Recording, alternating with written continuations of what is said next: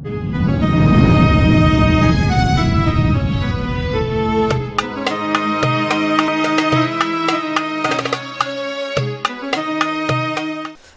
Allah meninggikan derajat orang yang berilmu atas orang yang tidak berilmu. Orang yang berilmu mesti ditinggikan derajatnya dari orang yang tidak berilmu. Di zaman Sayyidina Umar radhiyallahu an menjadi khalifah, beliau menjadikan orang-orang yang berilmu itu duduk di depan beliau. Walaupun mereka itu muda, walaupun mereka itu anum, seperti Ibnu Abbas radhiyallahu an yang sangat muda, tapi di majlis Sayyidina Umar itu dimajukan daripada yang lain yang lebih tua. Karena apa? Karena ilmunya. Karena Allah memang demikian. Allah meninggikan derajat orang yang berilmu dari derajat orang yang beriman biasa dengan beberapa derajat, baik urusan dunia maupun urusan akhirat.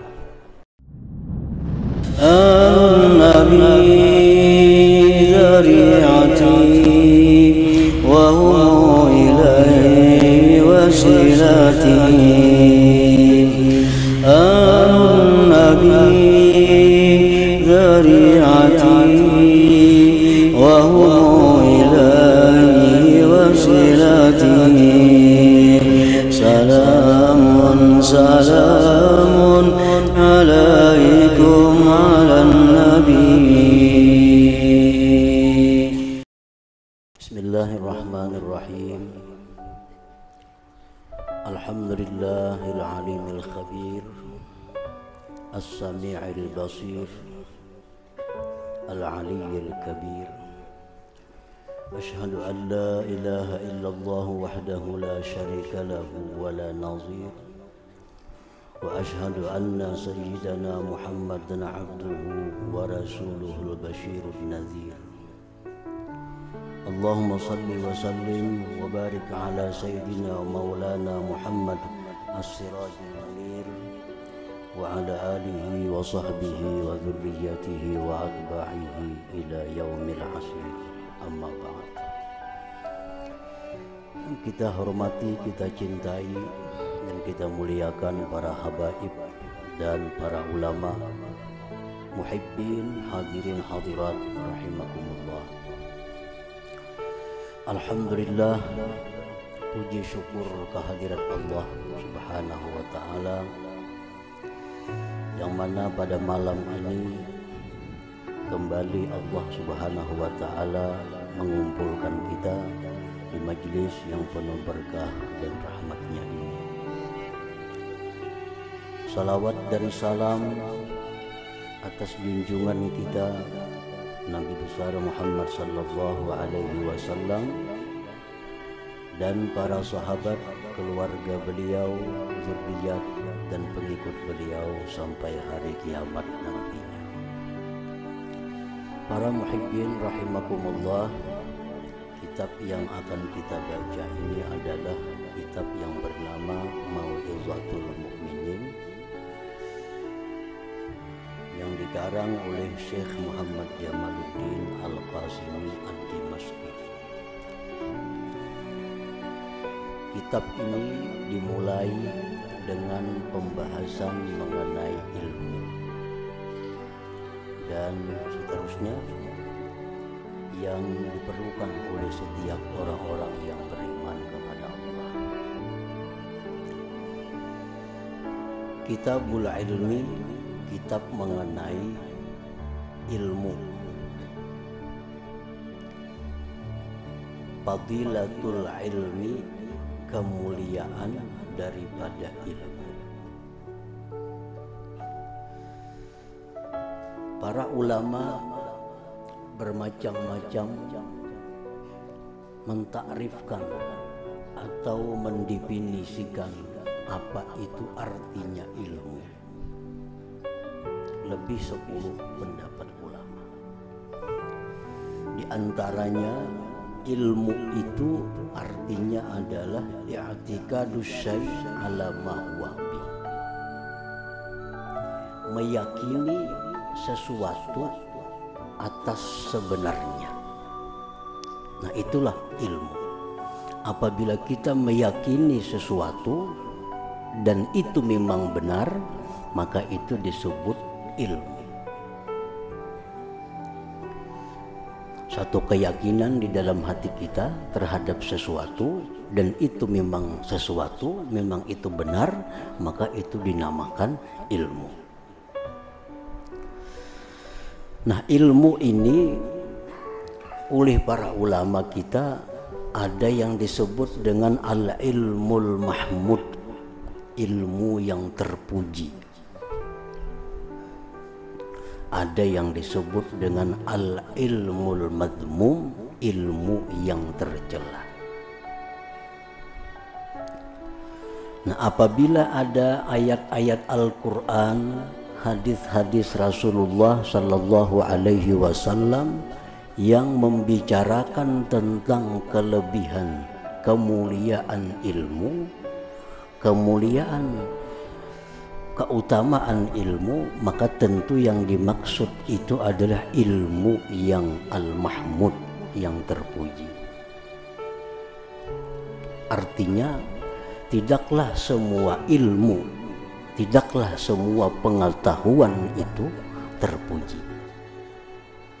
Ada ilmu yang dicela, yang apabila kita mempelajari ilmu yang dicela itu akan menjauhkan kita dari Allah Subhanahu wa ta'ala. Sedangkan ilmu yang terpuji itu ilmu-ilmu yang mendekatkan diri kita kepada Allah. Ilmu-ilmu yang membuat kita semakin takut kepada Allah.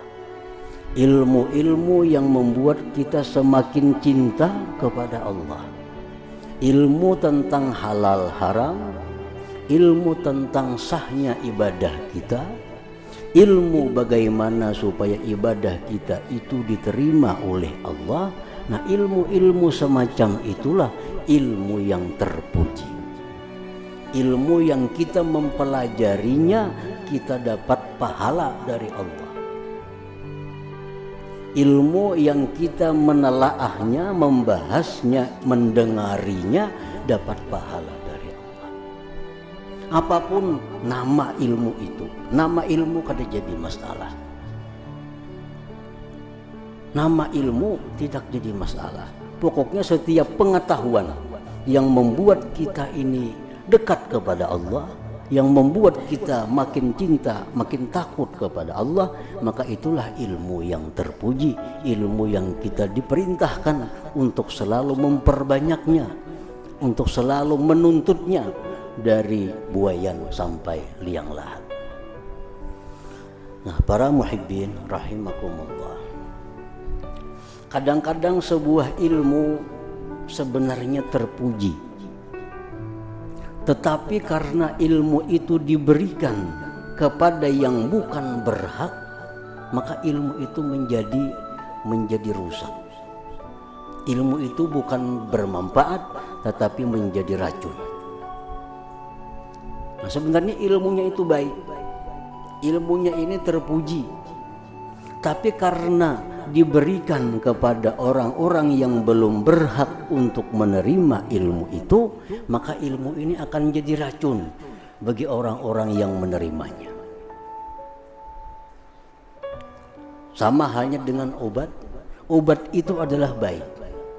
Cuma kalau obat itu diberikan kepada yang bukan, yang mesti meminumnya, maka obat itu bukan bermanfaat, tapi justru menjadi racun kepada seseorang. Seperti ilmu tentang Allah, atau yang lazim disebut dengan ilmu hakikat. Ini sesuatu ilmu yang sangat agung, sangat mulia. Tetapi kalau ilmu hakikat ini diberikan kepada orang-orang yang belum punya pondasi kuat, kepada orang-orang yang masih banyak mempunyai kewajiban ilmu-ilmu, menuntut ilmu yang di bawahnya, maka ilmu hakikat ini bukan mendekatkan dia kepada Allah, justru membuat dia semakin jauh dengan Allah. Bukan membuat dia rajin beribadah, tapi justru membuat dia malas untuk beribadah. Nah, ilmu yang terpuji ini pun apabila diberikan kepada yang bukan ahlinya, bukan berhak, maka dia akan berubah menjadi sum al-qatil, racun yang membunuh seseorang. Nah, para muhibbin rahimakumullah, dengan belajar ilmu hakikat, karena yang belajar ini belum mampu menerimanya, belum cukup syarat untuk menerimanya. Ilmu hakikat yang semestinya membuat dia makin cinta, makin dekat kepada Allah, makin rajin untuk taat beribadah kepada Allah, justru ilmu hakikat ini membuat dia malas. Ada yang kada bersembahyangan lagi, kada bepuasaan lagi, kada berzakat lagi. Ini bukan salah ilmunya, tapi karena dia mempelajari ilmu itu belum cukup syaratnya, belum mantap pondasinya. Nah, seperti Rasulullah Sallallahu Alaihi Wasallam, beliau adalah manusia yang sempurna ilmu hakikatnya. Justru beliau makin rajin beribadah kepada Allah. Beliau makin suka untuk berbuat taat kepada Allah. Itu membuktikan bahwa beliau mempunyai satu ilmu, yang mana ilmu itu mendorong beliau untuk selalu dekat dengan Allah Subhanahu wa ta'ala. Nah, para muhibbin rahimakumullah, fadilatul ilmi, kemuliaan ilmu, syawahiduhu minal Qur'an ayatun katsirah minha qauluhu azza wa jalla, syahidallahu annahu la ilaha illahu wal malaikatu wa ulul ilmi qa'iman bil qist. Dalil-dalil tentang ilmu dari Al-Quran sangat banyak ayatnya yang menunjukkan mulianya itu ilmu dan orang-orang yang diberi Allah ilmu itu. Di antaranya syahidallah annahu la ilaha illahu wal malaikatu wa ulul ilmi qa'iman bil qist. Allah telah menyaksikan. Allah telah menyaksikan. Arti menyaksikan itu mengetahui dan mengabarkan. Mengetahui dan mengabarkan. Itu pengertian saksi. Allah telah menyaksikan, Allah bersaksi, Allah mengetahui dan memberitakan bahwa tidak ada Tuhan selain Dia. Tidak ada Tuhan selain Dia.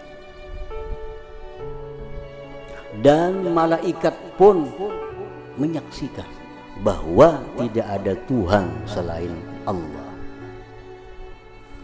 Wa ulul ilmi, dan orang-orang yang berilmu.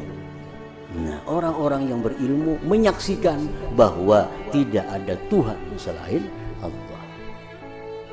Hal keadaan Allah berdiri dengan adil. Anzur kaifa bada'a subhanahu wa ta'ala bi nafsihi wa sanna bil malaikati wa sallasa bi ahlil ilmi. Maka tengoklah bagaimana Allah memulai dengan dirinya. Kemudian nomor 2 malaikat. Yang nomor 3 ahlil ilmu, orang-orang yang berilmu. Jadi yang menyaksikan bahwa tiada Tuhan selain Allah, Allah sendiri, dan malaikat, dan orang-orang yang diberi ilmu oleh Allah. Wa nahika bihadza syarafa wa fadla, dan cukuplah engkau dengan ini suatu kemuliaan dan keutamaan yang diberikan Allah Subhanahu wa ta'ala. Bahwa orang-orang yang berilmu itu disebut Allah sebagai orang-orang yang menyaksikan bahwa tidak ada Tuhan selain Allah Subhanahu wa ta'ala.